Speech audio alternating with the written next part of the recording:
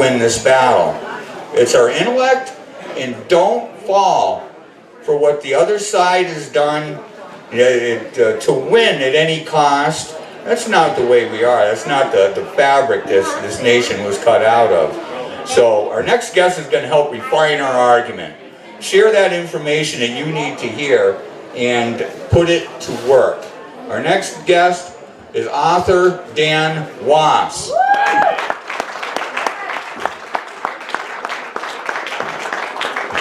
That was very nice. Thank you, Dave. My name is Dan Wos. I wrote a book called Good Gun, Bad Guy because I got tired of watching the media manipulate the narrative, and I got tired of seeing people fall for the lies that come from the anti-gun radicals. As Dave was saying, I was on the other side. I like to say I used to hang with the wrong crowd, and it wasn't drug dealers, it wasn't people robbing banks, it was liberal anti-gunners. But I was raised in a pro-gun family. So when I was a kid, I shot guns with my dad. He taught me how to shoot them, taught me how to clean them, taught me how to hunt. And I did all that stuff. And I knew guns from the time I was a kid. But it was when I got into my 20s, and like I said, starting to hang out with the wrong crowd, I started to get caught up in all the anti-gun propaganda too. And they say you are who you surround yourself with. And that's a true thing. Because when you're in an environment, you tend to take on the thought process of that environment. And so it's difficult for some people to get out of it because they actually do get convinced and brainwashed into that stuff. So, and I see you nod your head because it's true. We see it all the time. We have relatives, we have friends, we have people that we know that are not necessarily bad people, but they're caught up in this fake gun narrative. So I started to see the truth. I started to understand how important guns are in our lives because I have a wife and I have a son. And the first and foremost thing my responsibility is to protect my family. As a man, as a husband, as a father, it's my job to take care of my family. Well, there was one night that I didn't think I was able to do it. My wife and I had a situation, and I talk about the story in my book. It wasn't really a dramatic thing, but it was just enough to show me that I may have not been able to protect myself and my wife. So in that moment, I had one of those moments of clarity. And I hope everybody can have one of those at some point in their life because it's pretty profound. I just hope that you're not in danger when it happens. And what I decided was that it's time to get a gun. And I knew in that moment that guns aren't bad, guns are good. Because guns save lives, guns protect families. And thank you. So I had one of those moments of clarity, an aha moment. That's what changed everything for me. And people say, well, how did it happen? Did it happen over time? Did it happen overnight? And it kind of did happen overnight. So for me, what I did after that point is, training, retraining, and learning about all the things about concealed carry, all the new handguns, all the different options, holsters, safes, the whole thing. And I brought my wife through the entire process so she could see, because she came from a kind of a non-gun family. She didn't really take a view on it either way. So now I understand the importance of firearms and how they relate to our rights, our liberties, and our safety. So my research started to uncover a lot of stuff. A lot of the narrative that happens on the anti-gun side, a lot of the propaganda that we see on channels like, the mainstream media, and how they like to manipulate the conversation, manipulate the narrative. So I'm going to give you an example. Have you ever heard someone say, well, I support your Second Amendment right, but I think we need common sense gun restrictions? We've heard this. Well, you can't do both. You can't support my right to keep and bear arms while restricting my right to keep and bear arms. But people in this country are being trained and conditioned to think, to mix up and confuse the definitions of rights and privileges. A privilege is something that's man-made. It's given and it can be taken away. A privilege is something you use as leverage on people. You can use it on leverage on people. You know, you'll have your kid. He doesn't finish his dinner. He loses the privilege of staying up past 9 o'clock. That's a privilege. A right cannot be taken away. A right is inherent. A right is part of being human. It's inherent, it's God-given, and it cannot be taken away. Rights can be violated, and rights can be upheld, but they cannot be taken away. So, when we hear people say things like, I support your Second Amendment right, but I think we need common sense gun restrictions, I have to stop and think about it, because what's happening to them is they don't see the difference in those two. They don't see the difference between rights and privileges. They see rights as privileges. And this is how the narrative gets confused. This is how people on the left start to change in the way they think and the way they act, and this is how laws get changed. So we need to make people aware of the fact that our rights cannot be infringed. Our rights are not up for debate, and we will not negotiate. And thank you. And those left-wing anti-gunners will not get a seat at the negotiating table. It's not up for debate. So now, after talking about rights and privileges, I wanted to try to talk a little bit about the two different ideologies that we have in this country. We obviously have a split right down our country. We have the left and we have the right. On the left, people tend to want rules, regulations, restrictions, laws. They like that. You have to understand something. Those people think that we can have a government-controlled utopian society. And the reason they like that idea is because it feels safe to them. They think that with rules and regulations and government control, people will be safe, organized, life will be structured in a way that they don't have to take responsibility for their own actions. You see, when you take away someone's rights and you give them a bunch of rules and a bunch of laws to follow, they lose responsibility. They don't have any more personal responsibility. It's easy to blame people for something that happened. Well, it's not my fault. That was, government should have taken care of that, or society. They like to push the burden of the burdens of society onto government, or onto their parents, or onto their professors, or their boss, or whoever. It's a lack of wanting to take personal responsibility. But they think that that is a good thing, that they think that's a good way to live. They really believe that. That's one thing that we have to understand. They believe it. They think they're the good guys, and they think that they're doing the right thing. Now, on the other side, on the right, we have people who say, get the hell out of my way. I will live my life as a free person. I'll do what I want, when I want, where I want. You won't tell me what to say. You won't tell me where to go. And you certainly won't tell me what to think.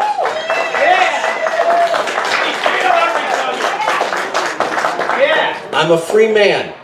And I will do what I want. And I will hold myself accountable for my failures. But I will also reap my own rewards. That's the difference. It's the difference between living in a controlled environment versus freedom. Now, when we talk about control, people think that the left wants to control the right. And what I found is that people at the top do. They like the idea of control. But the average person, the average left-winger, the average liberal progressive, the people that live next door, the people who we see in the grocery store, they don't necessarily want to control you as much as they want to be controlled. We get it? They like that idea. They like the structured environment. So if we can understand at least that much, we're better to either help them, which some of them can be helped, believe it or not, or defeat them. Many of them can't. Many of them cannot be helped. So that's one of the things that I like to talk about and I like to explain to people. It's the difference in thought process. That's why we don't mix. We don't understand each other. We can't understand them and they can't understand us. We do know a couple of things. This country was built on a mission statement.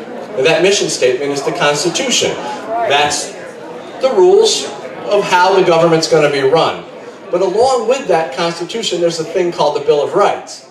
And that is the rights of the people. That's the people's way of saying, wait a minute, before we do anything, we want to make sure that these things are known to everybody and there will be no misunderstanding.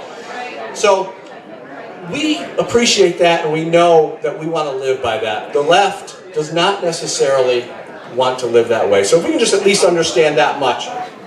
Now, I talk about how sometimes people on the left, the anti-gun radicals, they don't trust you with guns because they wouldn't trust themselves with guns.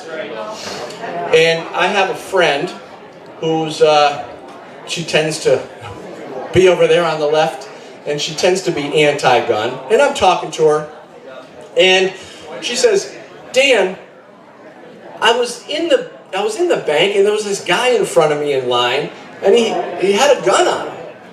And I said, well, yeah, so? I guess it was a security officer, somebody who was off duty, who was probably cashing his paycheck. And she said, well, I said, so what? She said, well, don't you think that's a little, a little weird, a little crazy? I said, crazy? Why? What do you mean, crazy? She said, well, don't you think that's a little dangerous? Dangerous? What are you talking about?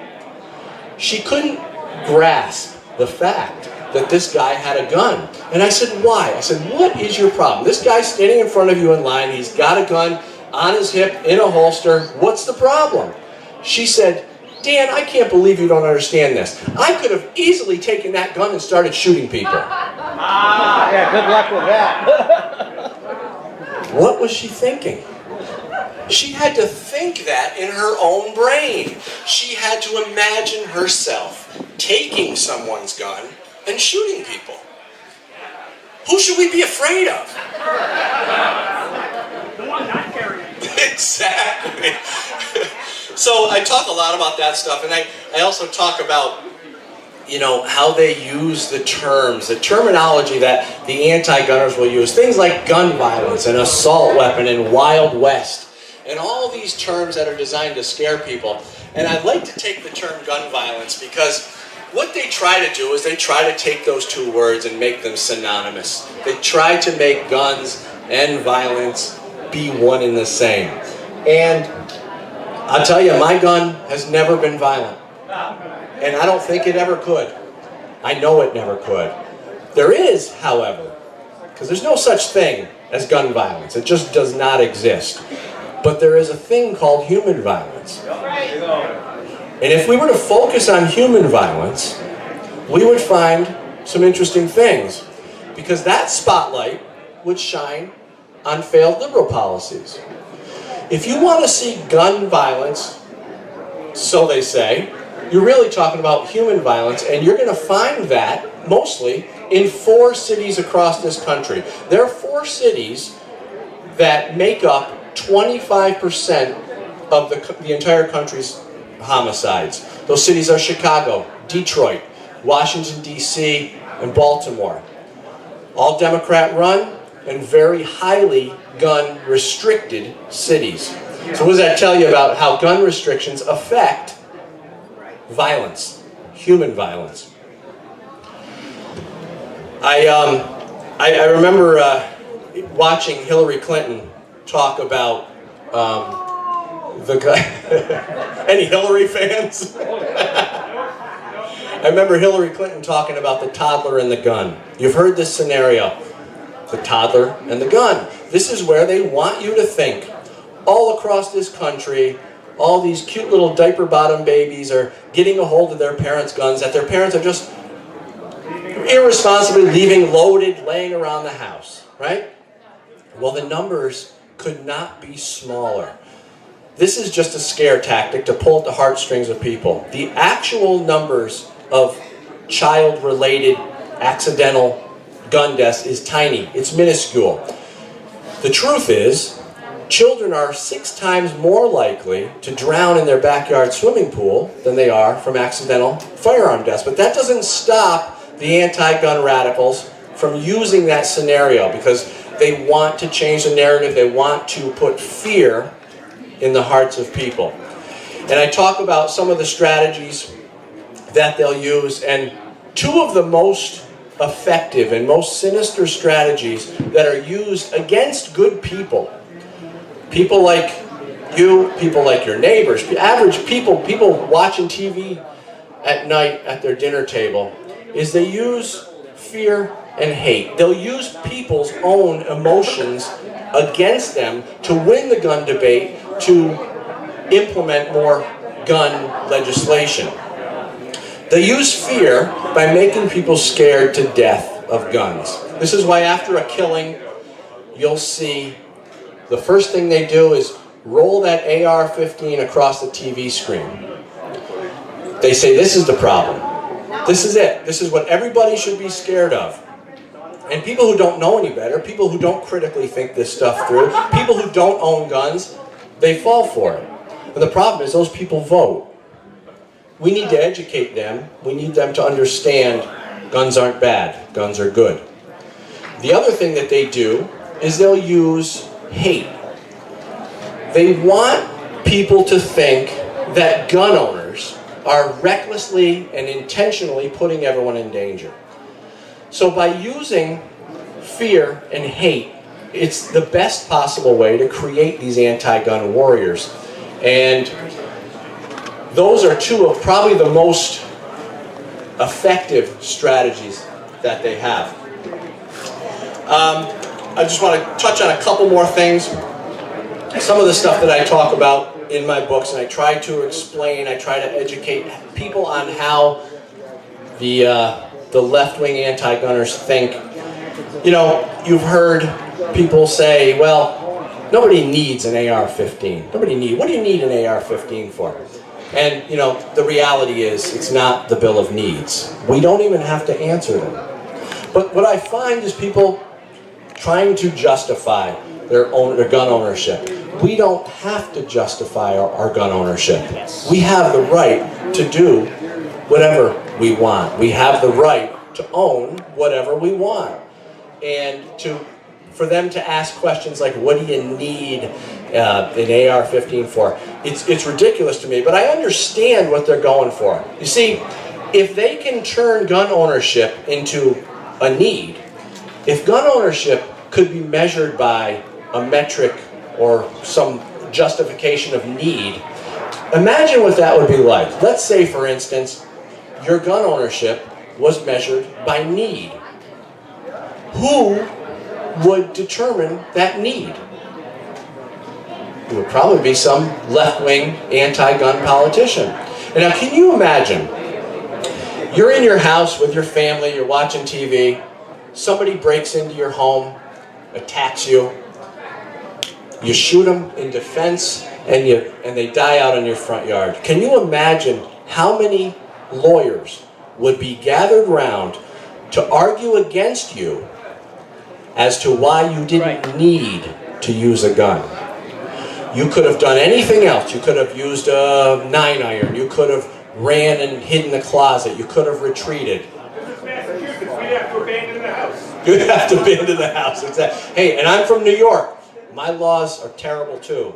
So I know exactly what you guys are going through. And you have the retreat. Exactly. So we can talk about the laws too. But the idea that they want to measure your gun ownership by a level of need tells you right there that once it was determined that gun ownership is measured by a level of need, it would be taken away. It would no longer be a right, it would be a privilege. And thank God for our founders who wrote that stuff into that Bill of Rights that made it clear that we have the right to keep and bear arms. That's it. Thank you very much, folks.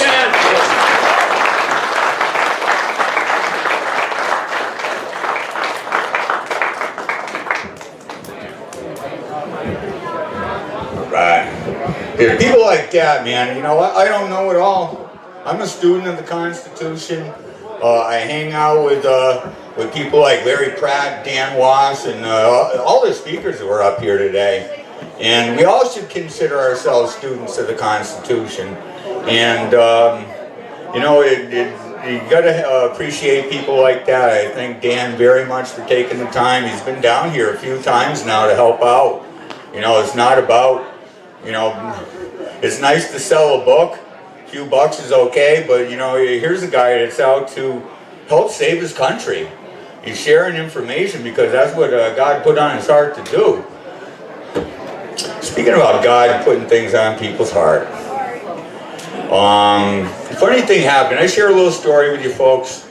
And you can get out. We're a little bit ahead of schedule, so I'm going to bloviate a little bit. You know, it's funny how things happen. Sometimes we try a little too hard and we get in our own way on certain things. And that's where I was last year at this time. My social life can only be described as a train wreck. It was awful. I couldn't stand myself. I really couldn't. I had about given up. I said, I'm going to fill my life with anything that I could, yeah, just to take my mind off my problems and, you know, be a good friend to my friends, be a good dad to my kids, and stop worrying about other trivial things. And I did. I just gave up, put it in God's hands, and started marching along. You know, and I was right about where this gentleman's sitting over here last year. And one of the speakers is up here talking, and I'm working my way around the crowd. People are saying hi and shaking hands and whatnot. And I come around the corner over here, and someone, excuse me. And I turn around, and this woman, you know, biggest, most beautiful pair of green eyes that I ever seen in my life, was sitting there staring right at me, talking to me. I go, I mean, I just drew a blank. You know, you ever been there where, you know, you're just in a situation and all the background sounds start fading away to almost nothing? Well, it was kind of like that. The speakers and the crowd all, you know, just started to fade. And I'm looking into these green eyes, and the only thing that's going on in my head is, don't be a dork. Don't say something stupid. Don't be a dork. And all of a sudden, the crowd goes crazy, snaps me out of it. They're clapping and applauding, and I guess the speaker's off the stage, and this poor woman was saying something to me, and to this day I really don't even know what she was saying because I was just mesmerized. I'll be right back. I'll be right back. And I run for the stage. I go to do my thing and introduce the next speaker. And this is where my story gets kind of sad. You know, I got through, and, you know, I got real busy. As you see, there's always something to distract me. And the day burned through. Got to the end of the day, and I finally got the last speaker off the stage, shook the last hand, I thought, and I start perusing around here like my dog Fletcher. You see him patrolling around. That was me. I was looking for this green-eyed angel that was talking to me. And I couldn't find her. She was gone. You know, she was nowhere to be found. And I said, oh, I knew it. It was too good to be true. I could go back to my original plan A, and that's just to forget about, you know, that. And, you know, things be as they are. You know, I said I want to be a good friend to my friends, and I used to post out these random invites to come on over to the house for a little Patriot campfire. And it's pretty much an open invitation. Anyone want to come and hang out, hate on the government for a while, burn some wood in my yard? They were welcome to come over. And this woman who I knew online said, oh, I'd love to go, but I'm kind of stuck here, and I don't think I can get a ride. And I said, well, where are you from? She said, Holyoke. I said, heck, that ain't too far away. And I said, I'll come right over and pick you up. I did, and I went over and picked her up. She hopped in the car, and we got about a tenth of a mile down the road. And I said, it's amazing, we've been on each other's friend list for a while and haven't bumped into you in an event or something at some point in time. She said, well, we did. She said, we met at the Second Amendment rally. And I turned around and took a closer look in there with those green eyes. Holy mackerel, the butterflies immediately started. Oh, I was in trouble. I was in big trouble. So, certainly, sweet. What echoes through my head, don't be a dork, don't say something stupid. That all came back, one thing led to another. We had a nice time at the campfire and the next campfire, and we had dinner one night together, and we were just somewhere hanging around all the time, talking to each other all the time, and damn, my foolish heart started falling in love. Oh man, those butterflies, I still got those butterflies. And I tell you got to let go sometimes. And that's what I did. I let go, and one of the greatest things came back to me when I did. When you put those things in God's hands, little miracles do happen. Well, like I said, one thing led to another, and I just could not get enough of this girl.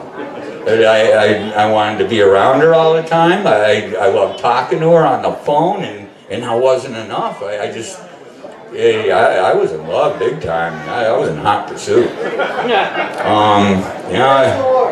Yeah, praise the Lord is right. One thing led to another again, and before you know it, I'm on the phone with one of my friends, Bob, Pastor Bob Card. And I asked him, I said, I got this funny feeling about this girl. And I said, I might need your services. And I asked him if he might be willing to perform a wedding ceremony. And he said, yeah, what were you thinking? And I'm judging by the look on the poor guy's face, I think he was expecting me to say, summer, maybe fall or something. And I said, Friday? And he looks back and he says, well, oddly enough, Friday is open. And I said, well, how about the Cross and Berry? He says, I know where that is. And I said, we'll see you there at 5 o'clock. And he was. And so was Miss, it was Miss Cynthia Palmer at the time. But her name today is Cynthia Kopass.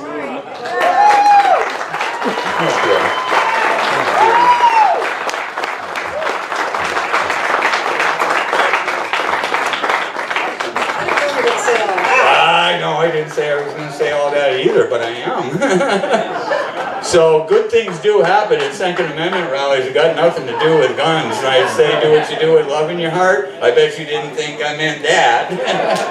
But here she is. I couldn't be happier, and together we are going to continue the fight. All right? She has in her heart a lot of the same things that I do, and we took that love that we have for each other and the love for our country, and we took it to the next level. I mean, we could have gone wherever, the Grand Canyon, or almost anywhere we wanted to do some honeymooning, but we decided to do a little patriot honeymoon. That's right. And at the time, Where was that? that was in Las Vegas. I didn't play